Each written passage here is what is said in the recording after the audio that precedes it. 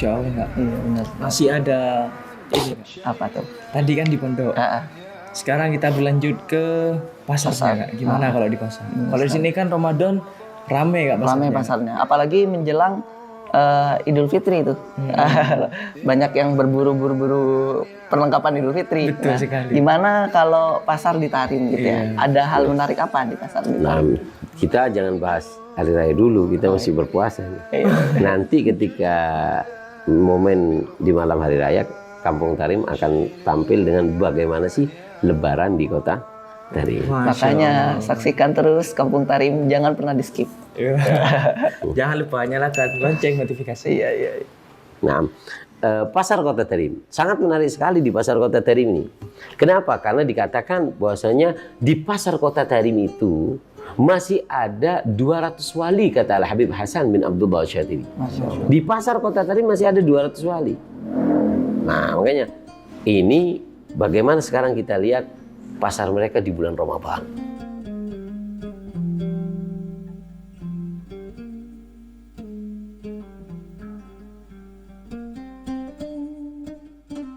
Tiga pelajaran penting dari pasar kota Tarim, yaitu dari jalanan kota Tarim ketika kita berjalan menuju pasar, dan juga dari pelajaran dari tukang taksi yang ada di kota Tarim, dan juga yang jaga toko di kota Tarim. Dikatakan bahwasanya di jalanan kota Tarim itu mereka selalu melantunkan zikir, asyhadu alla ilaha illallah, astagfirullah, nas'alukal jannata wa na'udzubika minan nar. Seperti itu. Selalu, karena dikatakan ini mengambil daripada hadis Nabi SAW. Ada seseorang datang kepada Nabi mengatakan, inna syara'il Islam qad kathurat aliyya. Ya Rasulullah, ajaran di Islam sangat banyak dan aku bingung.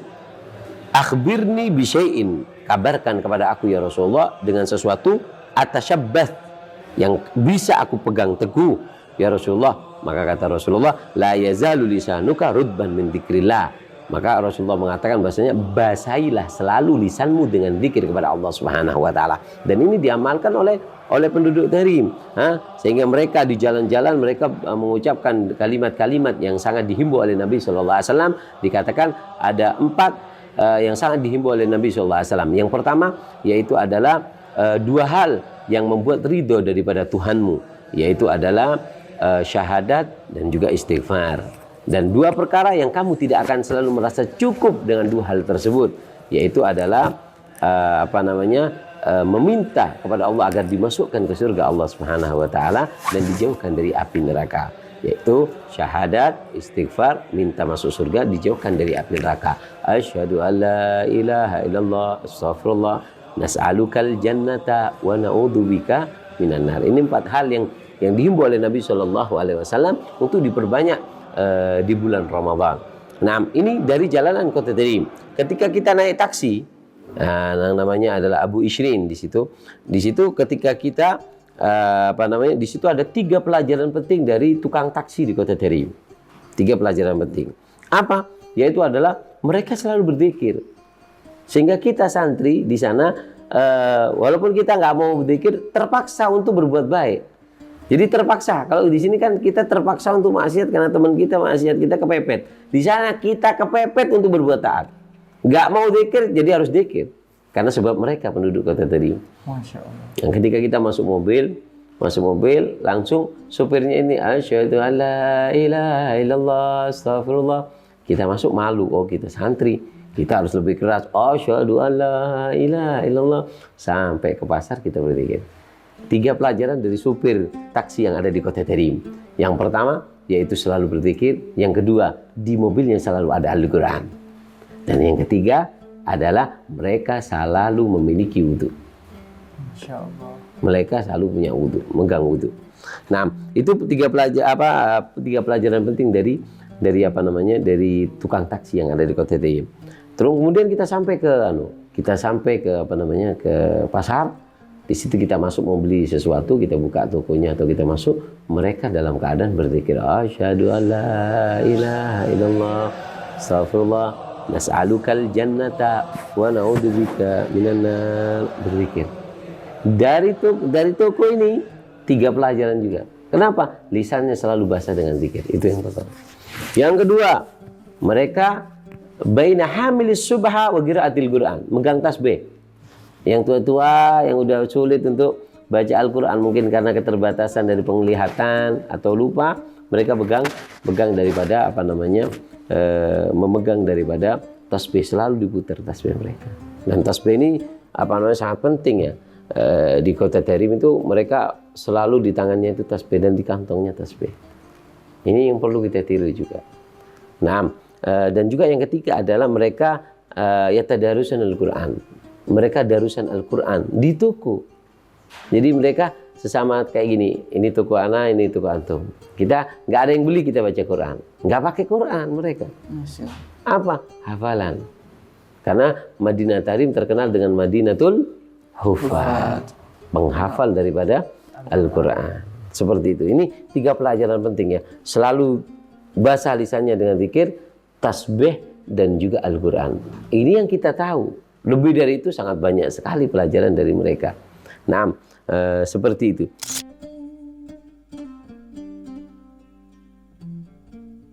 Berarti Bib, di sana ada BA pembelajaran pembiasaan seperti itu Bib ya? Naam, karena dikatakan bahwasanya Al-Habib Abdurrahman As-Segaf beliau mengatakan bahwasanya syawari'uha syekhun liman lahu syekh. Jalanan kota Tarim itu adalah guru bagi orang yang tidak memiliki guru. Kita tadi ngaji nggak dengan supir taksi? Ngaji. Dengan yang jaga toko ngaji nggak? Nah disitulah siapa guru kita? Guru adalah orang yang mengajak kita untuk kebaikan. Jadi mereka juga guru kita. Makanya Al-Habib Abdurrahman Segaf mengatakan kota Tarim jalanannya guru bagi orang yang tidak memiliki daripada guru. Inti nggak punya guru, nggak usah mondok di Tarim. Jalan di jalan Tarim kamu akan menemukan orang yang menunjukkan kamu kepada kebaikan. Mau tidak mau bakal ngikut juga ujung-ujungnya. Sangat luar biasa sekali Kak. Bahkan supir Kak. Anak di Indonesia berangkat sekolah. Yang ada di dalam tuh lagu dangdut. Masuk motor lagu dangdut. Kalau di Tarim masuk langsung diajak berzikir. Kalau kota Tarim itu sangat jaga ya. Di pasar mereka juga Masya Allah. Yang dijual-jual itu juga barokah. Bahkan dikatakan ada 4 hal yang diimpor ke kota Tarim. Ya, di zaman dulu ya. Yang kalau sekarang sudah banyak impor dari luar. Dulu itu ada 4. Ya, yang pertama adalah gahwa. Biji kopi. Itu dari Yaman. Dari daerah Son'a. Nah, yang kedua adalah jarum. Yang ketiga alat cukur. Yang keempat celak mata. 4 ini zaman dahulu di kota Tarim itu datangnya dari luar. Selain itu enggak. Selain itu mereka nanam sendiri. Nanam sendiri seperti itu. Dan mereka menjaga makanan yang sangat halal. Nah, karena dikatakan di antara 2 hal yang sangat dijaga oleh kota Tarim, yaitu masalah makanan dan masalah pernikahan. Jadi mereka menjaga hal tersebut.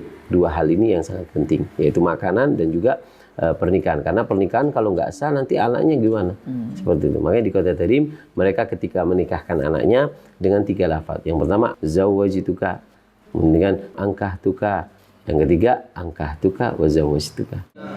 محمد عبد الله صلى الله عليه وعلى آله وصحبه من والاه يا عبد المتين من السيد حسين العيدروس أزوجك على ما أمر الله به بإمساك بمعروف أو تسريح بإحسان زوجتك مولية موكلي شريفة فاطمة نبيلة بنت السيد حبيب بن يحيى الآذن لي بتزويجها منك بمهر 5 أواق فضة نقية بميزان بلد تريم قبلت تزويجها بالمهر المذكور يا عبد المتين لسيد حسين العيدروس أنكحتك شريفة فاطمة نبيلة مولية موكلي أبيها سيد حبيب بن يحيى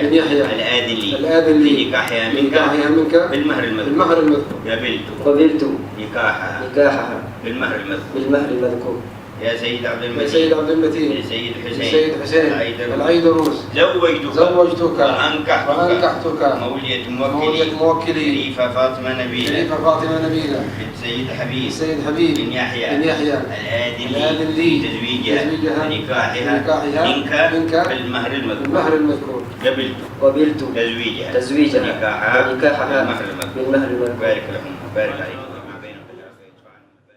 Mungkin nanti bisa dibahas lebih detail lagi ya.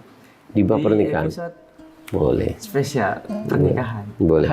Nah, apa namanya juga ada Al Habib Ahmad bin Hasan Al Attas ya. Untuk teman-teman yang ingin ke Kota Terim, di situ ada nasihat penting dari Habib Ahmad bin Hasan Al Attas. Beliau mengatakan bahasanya yang bagi liman yaskunut Terim salasat asya. Siapa orang yang mau tinggal di Kota Terim atau berada di Kota Terim, 3 hal jangan sampai terlupakan.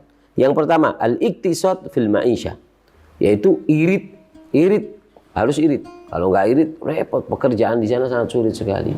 Dan mereka di Terim, mereka orang yang sangat qanaah. Mereka yang sangat menerima daripada pemberian Allah. Sampai terkadang mereka makannya cuma aswaden, yaitu kurma dengan air. Sabar mereka, nggak ngeluh. Maka karena dikatakan bahwasanya Syekh Sawaf beliau mengatakan, Terim walau ala dalki syarim, tinggal kamu di Kota Terim walaupun di atas penderitaan, maksudnya seperti itu.